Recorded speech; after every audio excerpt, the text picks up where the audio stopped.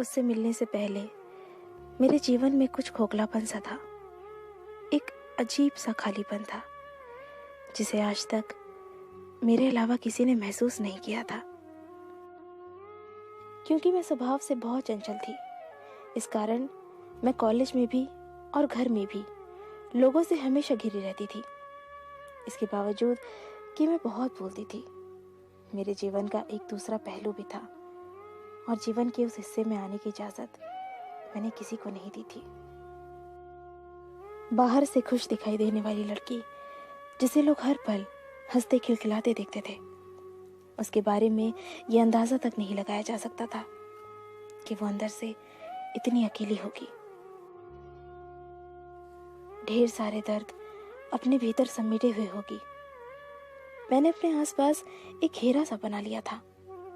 कोई भी मेरे बनाए गए दायरों को तोड़ नहीं सकता था। मुझे इस बात पर यकीन ही नहीं हो रहा था कि वो लड़का मेरे बनाए गए दायरों को तोड़कर मेरी सोच में समाता चला जा रहा है। शुरू शुरू में उससे बात करना महज एक औपचारिकता थी। ये बात अलग थी कि आज तक उसने इस बात को मेरे सामने कभी जाहिर नहीं होने दिया था कि वो मुझे चाहता है। मुझे छोटी से छोटी तकलीफ होने पर उसे मुझसे ज्यादा दर्द होता था। कोई ऐसे भी किसी को चाह सकता है? यकीन करने में बहुत वक्त लगा, लेकिन समय के साथ मुझे इस बात का एहसास हो गया था कि ये लड़का मेरी चिंता करता है, मेरा ख्याल रखता है। उसके प्यार में पागलपन सा था। मेरी खुशी के लिए वो कुछ भी कर देता था।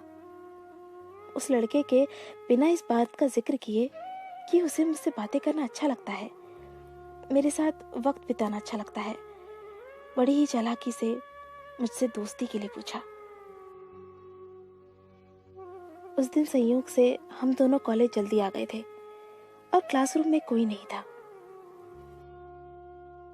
उसने कहा कि क्या मैं तुम्हारा हाथ पकड़ सकता हूँ? पहले तो मुझे बड़ा आश्चर्य हुआ कि आज उसे क्या हो गया है, वो इस तरह की बातें क्यों कर रहा है। लेकिन मुझे उस पर पूरा भरोसा था। उसने इतनी ऑनेस्टली मेरा हाथ मांगा कि मैं उसे मना ही नहीं कर पाई और मैंने उसे अपना हाथ दे दिया। उसने मेरा हाथ अपने हाथों में लिया और कहा, क्या तुम मेरी दोस्त बनोगी? तुम मुझे अच्छी लगती हो और मैं तुम में एक अच्छा दोस्त देखता हूँ, अच्छा इंसान देखता हूँ और मैं चाहता हूँ कि मैं जिंदगी भर तुम्हारा दोस्त बनकर तुम्हारे साथ रहूं। उसने इतनी ईमानदारी से अपनी इस बात को मेरे सामने रखा कि मैं ना नहीं कर पाई और मैंने हाँ कर दिया। उस दिन उसने बस इतना ही कहा और चला गया। मुझसे दोस्ती करने की खुशी मैं साफ साफ उसके चेहरे पर देख सकती थी। मैंने इस बात को बड़े हल्के में लिया, हालांकि मुझे ये सोचकर दिन भर हंसी आ रही थी कि किस तरह से डरते डरते उसने मेरा हाथ पकड़ा था।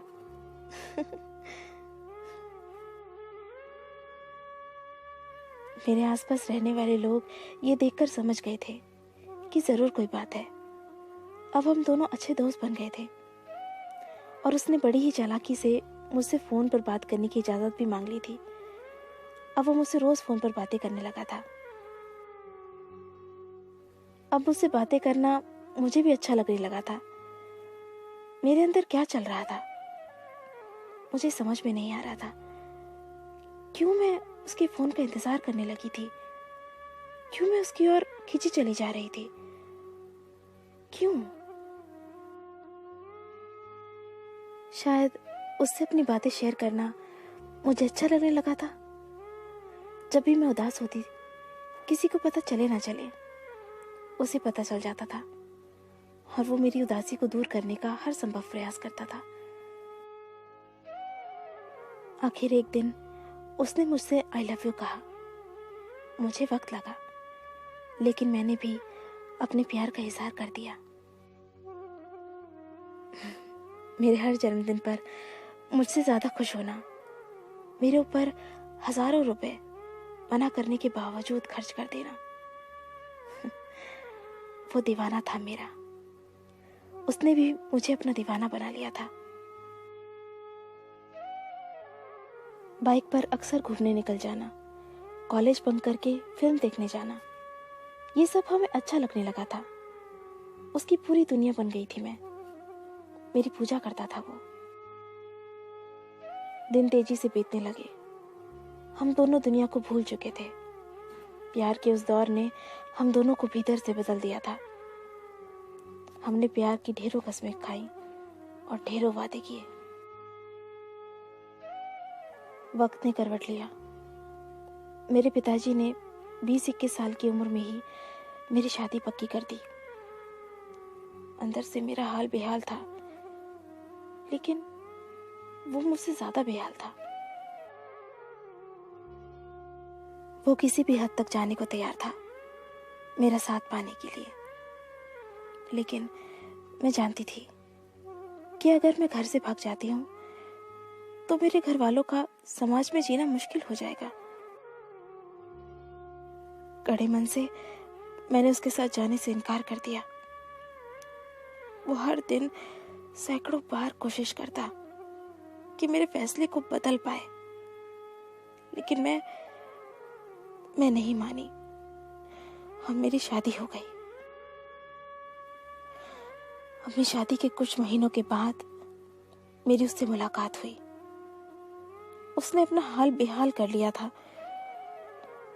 उसने कहा कि वो मुझसे मिलने से पहले भी अकेला था और मेरे जाने के बाद फिर से अकेला हो गया। उसने कहा कि वो हमारे कस्मों और वादों को पूरा करेगा। वो कहता है कि प्यार की लड़ाई तो वो हार गया है, पर प्यार की जंग वो जरूर जीतेगा। वो कहता है कि तुम भले मेरा साथ ना दे सको, मेरा प्यार तो मेरे साथ है ना।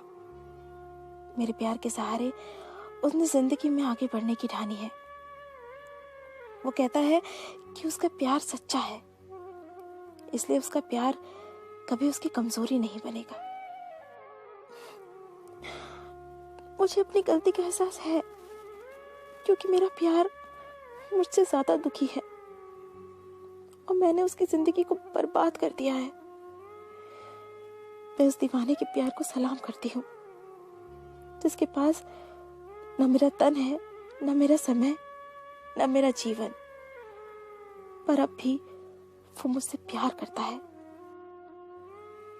पर उस दिन उसने मुझसे झूठ बोला था।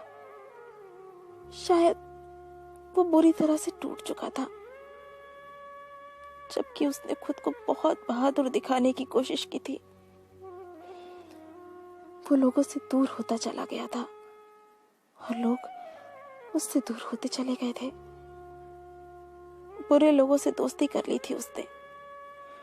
वो शराब, सिगरेट और ड्रग्स का आदी हो गया था। बुरी तरह से डिप्रेशन का शिकार हो गया था और अंत में एक दिन उसने आत्महत्या कर ली। ये था इस कहानी का अंत। मैं ना तो जीते जी उसके साथ रह पाई, ना उसके अंतिम समय में उसका साथ निभा पाई।